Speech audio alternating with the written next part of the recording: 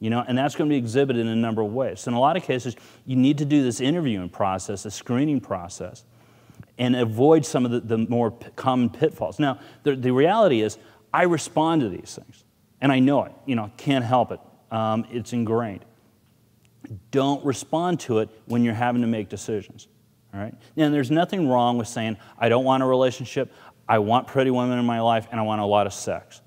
We can do that. The pickup community has been phenomenal in developing, fostering this sort of content, fostering the community that way. I think there's more to life. I think there's an enormous market out there for coaches, whether it's lifestyle coaches, pickup artists, or any number of aspects, to sit down and say the real market is not on getting laid. We talked about it last night, about the narrow market niches as far as what a lot of pickup artists will actually talk, whether it's text game, whether it's stripper game, whether it's day game, or whatever. Real narrow category for a very short period of time. What happens when you actually get the girl, when you actually get the relationship? I think there's this huge market out there for guys that want relationships, want better quality relationships, want wives. How do we get them there? How, as men, do we evolve that when we don't have this as far as fathers, brothers, and society helping to teach us, when we don't have these elements to where we can learn and express it? I know I have gotten in verbal altercations with female friends of mine that were very, very upset with the notion that I'm actually speaking to a group of young men on how to be better men. Why does it have to be a men's issue? It's not. It's a person issue. It just happens to be men's in this issue. And we also don't have the resources that a lot of women do. For example, at all universities, you'll probably find a women's department. Study, history, culture, whether it's literature, studies on these things. We don't have that for the males. And I think it shows in our society. I think it shows in our divorce rates. I think it shows in our failed marriages, whether they've separated or not. I think it shows in our failed relationships. I think it shows in how we respond to the sexes. I think it's atrocious.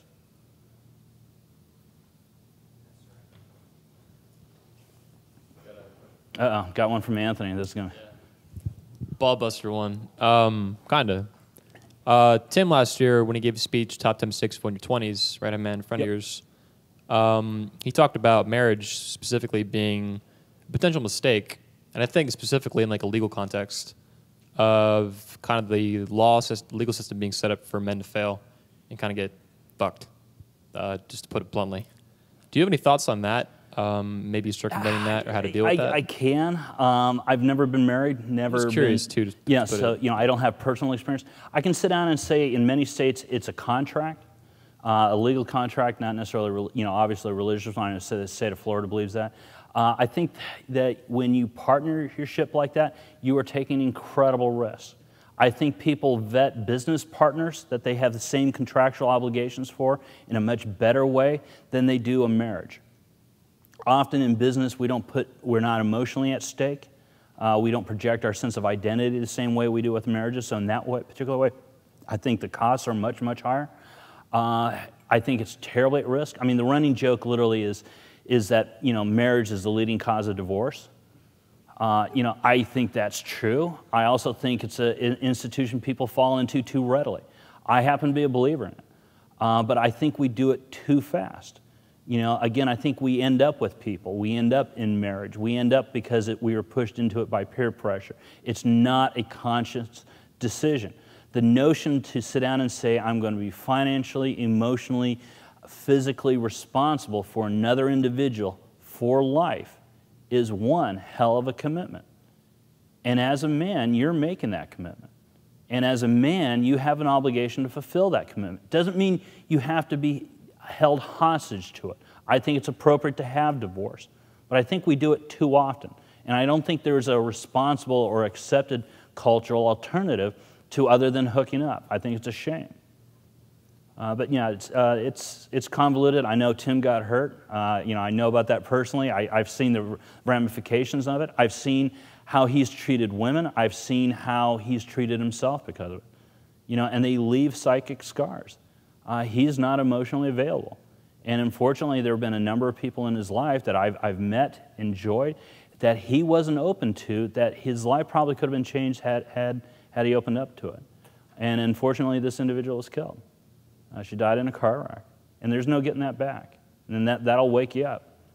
That will wake you up, you know, and make you realize some different things. So I don't think necessarily marriage is inherently bad. I think it's terribly risky. There's a lot of risk involved. I think there's some rewards too. But I think it's a noble effort, institution, if we'll call it.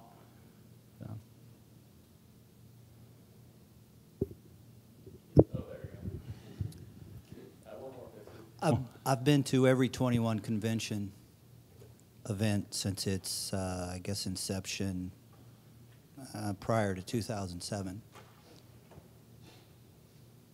I encourage you to take the stage continually on this, I guess, content. I think it's a great direction for the community.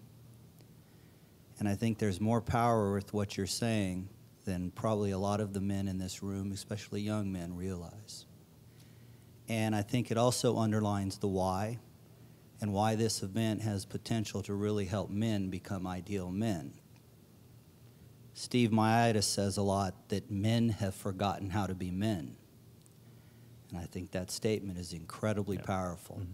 And that doesn't always necessitate or mean that we go to a club and we can walk in and bang the first chick we see within 20 minutes. Is that really a definition of a man? If that is the definition for you, the community has given you the hows to do that. But I think the larger aspect of men and the success of a greater society does not fall in that definition of men. No, I would agree. And I'm glad Anthony invited you. And I applaud him for having you, and I agree. Your speech has been one hell of a speech.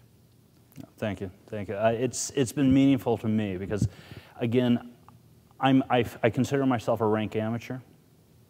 I've tried, I failed, I picked myself up, and I tried to learn on every account. And then you join a community of guys, men, guys like yourself that are doing the same. You share and open yourselves up, and I put my content out there, good, bad, and ugly. It's still there. And you learn from it. And some of the best aspects that I've learned is when I'm thinking a particular way and I have a close friend that knows the information, can read it, and sit down and go, yeah, but here's something else, and that opens up other doors, and in a way that you wouldn't expect. And to be able to take all this information, put it together and put it out there is kind of a gift back to me, because I know I stole most of the content to begin with. I didn't get here because I was just a smart, savvy guy. If I was a smart, savvy guy, I wouldn't have been in that position to begin with. And so it's been a wonderful experience for me to be able to sit here before each of you and be able to express all that information and convey that and to give it to you. And I hope you guys found it of worth and some merit. So thank you. Absolutely. So, one more? I really enjoyed that. And I just had one question. Like, how do you transmute your values? Like, let's say you're in a relationship, like I'm with a woman I absolutely adore. Mm-hmm. Great relationship, open relationship, kind of long distance. We see each other every 5 weeks, 6 weeks. And as far as keeping things growing and aligning our values, because I said, we help each other grow a lot.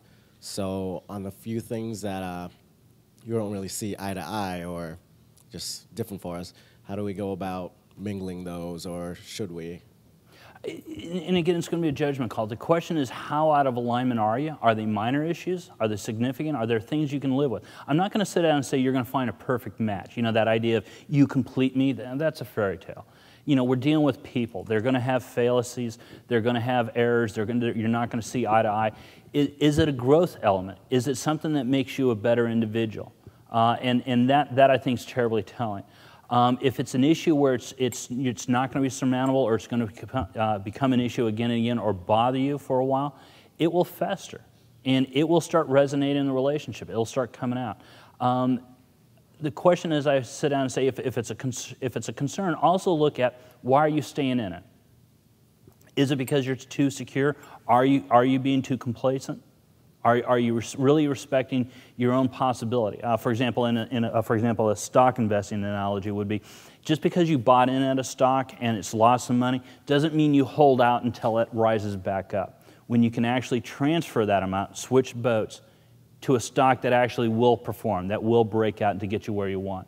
The other aspect is you sit down and say, how much do you value it? Is this something you're willing to live with? You know, are you really that compromised, or is it just a difference? You know, I've dated vegetarians. I love meat, okay? We didn't see eye to eye on it for a number of different reasons. Doesn't mean we couldn't live together. Doesn't mean we couldn't have a relationship together. You know, I don't know to what degree, you know, that lies, but it would be a source to investigate. Look into it, ask, talk to her. I mean, that's going to be kind of an odd one. Bring it up. Have that open discussion, bring it to the forefront. But one of the sorriest things I'll say is that sometimes love isn't enough. And that is a horrible, horrible situation to be in. To be emotionally tied, to be emotionally connected, to be involved with somebody to that degree, okay? And not be able to live with somebody to have an honest, healthy relationship. You have to let that one go in that case. And it's going to suck. It doesn't mean you don't stop loving them. It's just that you can't live with them. You can't maintain that relationship in that regard. It'll be toxic. And that toxicity ends up poisoning the soul, and that's not what you want. It's better to love somebody and not be involved with them than it is to live through a toxic event like that. Bonus question. All right. I just, first off, want to second what the camera guy said. You know, I was, a few years ago, kind of started to get into the PUA community and got turned off because there's like no soul. I didn't see it. And like what I'm coming across or what I'm getting from what you're saying is like you really care about the people you're with, the relationships, as well as yourself. And so my question is like the specifics. You talked about a friend of yours that ended a relationship, and he showed up at this door, and he said, I love you, I care about you, I'm ending this relationship, I'm going to miss you, and thank you. Yeah. And you called it brutally honest. Yeah, raw. Very raw. And incredibly raw. And I know them both. Know and like them both, yeah.